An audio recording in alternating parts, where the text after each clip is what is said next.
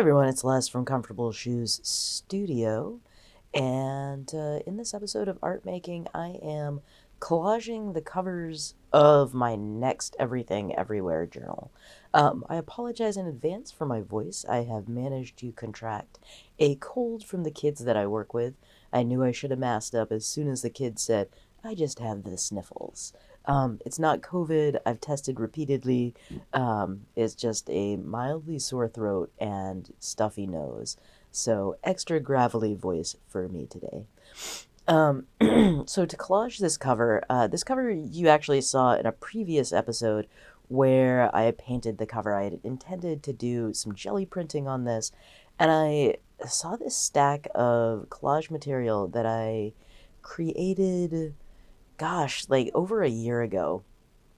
And in those episodes, I had all of these paints that were partially full, and I just went through all of the paints and used them up. I brushed them onto vintage papers. I brushed them onto modern papers. I brushed them onto papers that I found during a walk. There's a middle school near here that was being gutted and turned into senior citizen housing. That is still in process. But I got some great paper out of it, dumpster diving-ish. Um, so anyway, I just took all of these colors and I created random sort of coloration and random looks for the collage materials. So I used, I think, well, there's definitely acrylic paint in there. I think there's some watercolor pencils. I'm using a variety of colors on the front cover. Um, and during this collage session, I used brushes and scraping and all sorts of different things to move the paint around. And of course, because it's me, I painted skulls.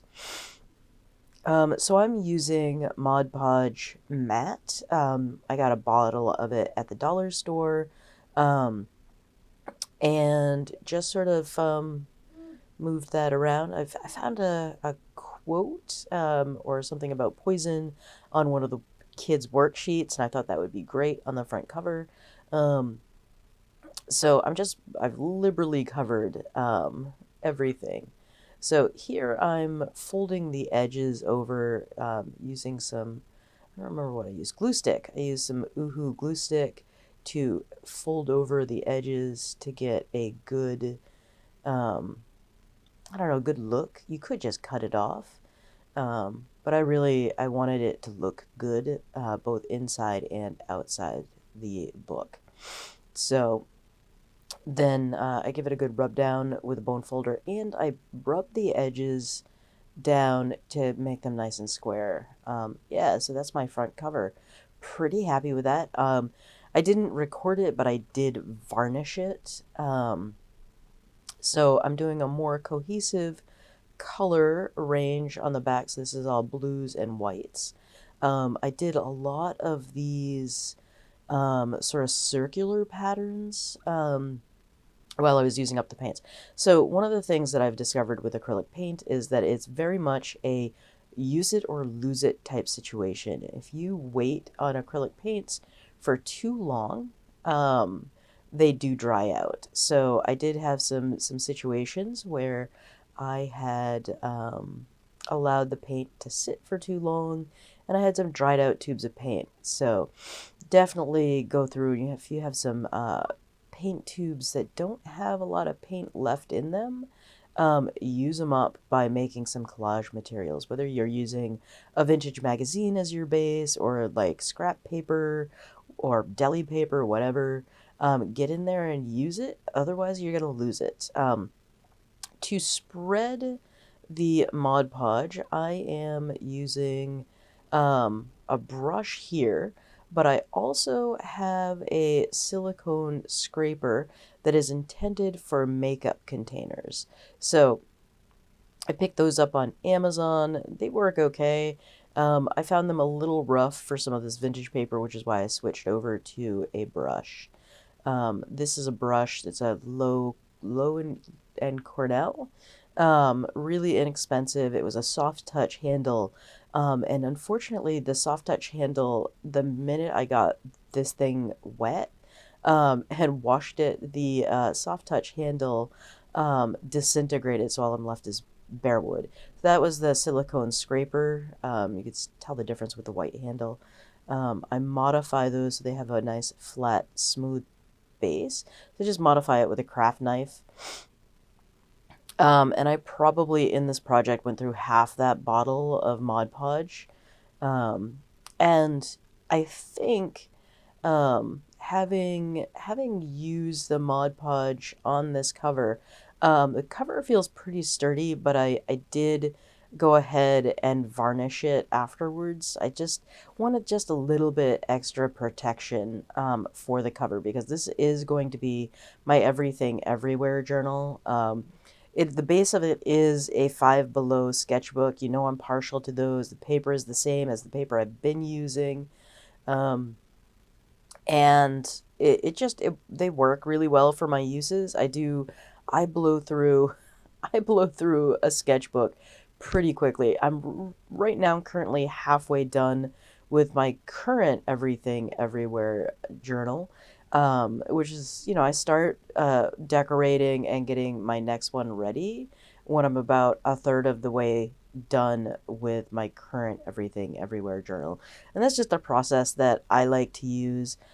So in part because sometimes with my Everything Everywhere journal, I have begun to use it for journaling more difficult things, and I have a rule about once more difficult stuff or more personal things go into my Everything Everywhere journal, that I leave it at home and I start a new one. While I work in a place where people are very respectful of journals and sketchbooks and things, I have worked in places where people are not respectful of them, and I've heard a lot of people talking about, going back into their office and someone's at their desk going through their journal, and sometimes it's their work journal, but still, it leaves me with a healthy sense of distrust. That being said, I've never had to worry about that at this particular workplace.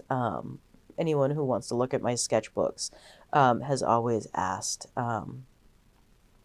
And so anyway, again, just folding those things over, folding the flaps over so I have a nice, even, good-looking finish on those covers. It looks like a professional job, not a hack job. Yeah, so I'm pretty happy with how that looks. Now I'm going to add an elastic to it. I add an elastic to all of my Everything Everywhere journals. I really like an elastic on my sketchbooks. It just holds everything closed really nicely. So in this case, I'm measuring 2 centimeters in, roughly 1 inch. And then I'm going to measure the width of the elastic, and I'm going to use a X-Acto to punch a hole into that, and then I'll widen that out with the same knife. This knife has a brand new blade on it, so it does slice through quite easily. So anyway, yeah, adding in that elastic, and then on the flip side, I am going to cut a little channel into the back cover, again with a craft knife. And this will give the elastic a place to sit. Now, the problem I have with this sketchbook is that the cover paper or the cover material isn't made with traditional binder board. It's made with this pulpy garbage board that does not peel out well at all. So yeah, so anyway, that's how I did the cover of my next Everything Everywhere journal. It's how I added an elastic. I'm going to use some PVA here to hold that elastic in. I just want to take a minute to thank everyone for being here, supporting the channel. I really appreciate it. I hope maybe this inspires you to make some collage materials that maybe you don't use for a year or more. And you decorate a journal. Make your journal really 100% your own.